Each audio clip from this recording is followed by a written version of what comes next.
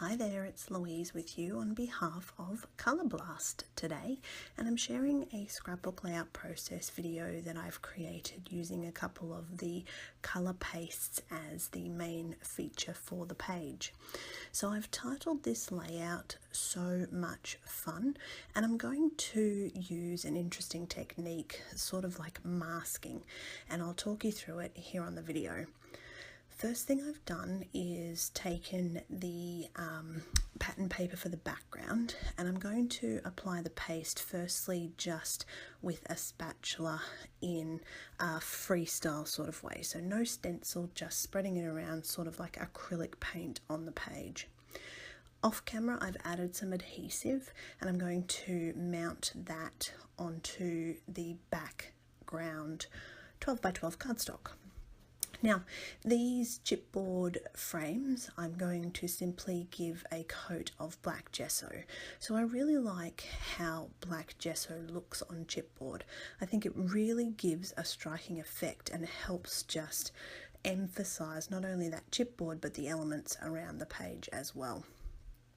So I've got these three different size circles, and I decide that I want to actually have paste behind those circles.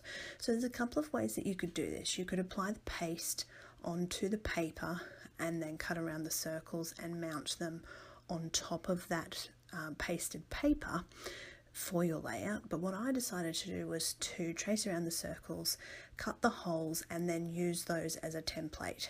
So you can see how they actually fit into those circles that I've cut, and I've also chosen a circular stencil just to help keeping in theme with that circle situation that I've got going on.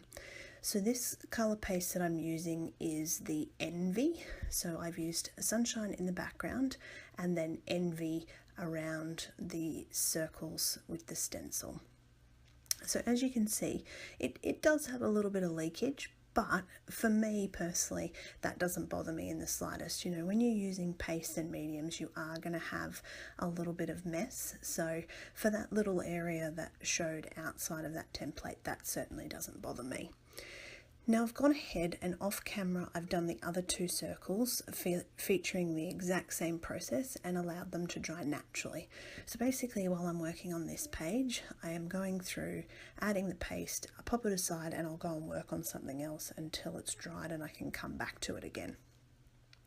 Now, trimming the insides out of those circles purely just so that they are level with the page and each other. I didn't want them to be sticking up too much. So going ahead and gluing all of that down with my photo and my cluster, and then I'm going to just spray again. I needed a little extra pop of yellow because I had a yellow background paper, I had some yellow paste in there, and I just needed to elevate some of that a little bit. So the spray that I've used is the Saffron, and that's just dried naturally to help with that little pop of yellow. Now I'm adding my title, and I really am quite liking the way this page is going. You know, it's something really different, not the typical way I would use the pastes, and I think that the circles with the chipboard and the pops of black really just add something extra to this page. So the final stages I'm going to go through are some embellishing, and I've chosen some wood pieces, and I'm going to do a little bit of doodling around the outside just to give this layout a frame. Now with my doodling, I'm not particularly fussed on straight lines. I'm happy for them to look a little bit wonky and wavy, and sometimes I'll go over them multiple times and sometimes I won't. Now, having a look at what will be my finished product, I sort of decided that I needed some splatters. So I also used the colour spray in Roadbase and just added a little bit of extra black into that background.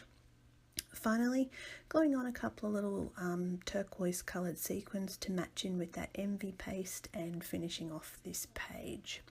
So I really enjoyed this, and I hope you learnt something new with that masking technique and you're excited to give those pastes a little bit of a run.